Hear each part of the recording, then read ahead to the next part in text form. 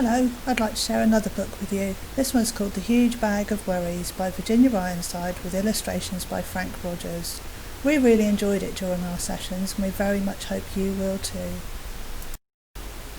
Jenny had always been happy. She had a lovely mum and dad, a great brother, well most of the time. She had a best friend at school and she liked her teacher. And then, of course, there was Loftus. But recently she'd been getting gloomier and gloomier. It wasn't just one thing, it was everything. She worried she was getting too fat, and that Loftus had fleas, and that her best friend was going away. She worried that she was getting bad marks at school, and she thought she heard someone whispering about her in the playground. She worried when her mum and dad had an argument. She even worried about wars and bombs, until one day she woke to find a huge bag of worries. The bag followed her everywhere, to school, to swimming, to the toilet, and it stuck by her even when she was watching TV. She tried ignoring it, but it didn't work. She tried throwing it away, but it always came back. She tried to lock it out, but when she got back to her bedroom, there it was, waiting for her. It was like a horrible shadow that she couldn't get rid of. What could she do? She asked her brother for help, but he was busy with his computer game, and all he said was, "I don't know what you're talking about. I don't have worries." And after that she didn't feel like asking anyone else. She knew she'd only feel stupid. Mum would probably say, "You've got no worries that I can see. You're a lucky girl. You've got your health, your friends, your family. What more do you want?" So she decided not to tell her. Dad might know what to do, but then she thought again. No, Dad had enough worries of his own. She couldn't ask him. Every day things got worse. The bag got bigger and bigger. And bigger. She couldn't sleep because it kept tossing and turning beside her all night.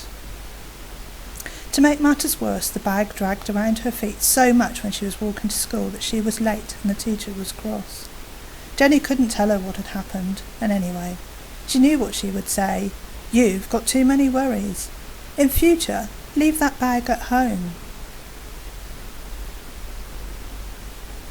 When Jenny told her best friend about the bag, she suggested that Jenny locked it up in a cupboard and tried not to think about it.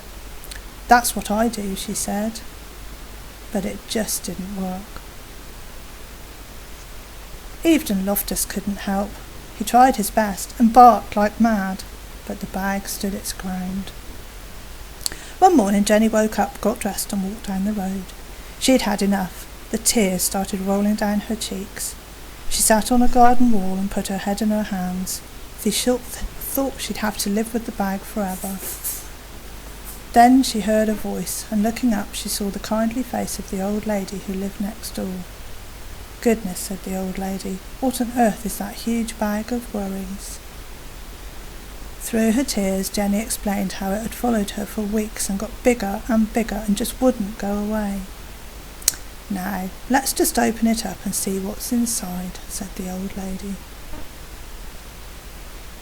But Jenny said she couldn't. If she opened the bag, the worries might jump out, and who knew what might happen then? "Nonsense," said the old lady firmly. "There's nothing a worry hates more than being seen. If you have any worries, however small, the secret is to let them out slowly, one by one, and show them to someone else. They'll soon go away." So Jenny opened the bag. The old lady sorted the worries into groups. Jenny was astonished to see how small they looked when they were out in the open. Half the worries disappeared because lots of worries just hate the light of day. As for the rest, the old lady put some into her shopping basket to deal with herself. Some she sent packing because she said they belonged to other people. Some she just blew a kiss to. And some she said were worries that everyone had, even Jenny's family, her friends and her teachers. And as for the bag,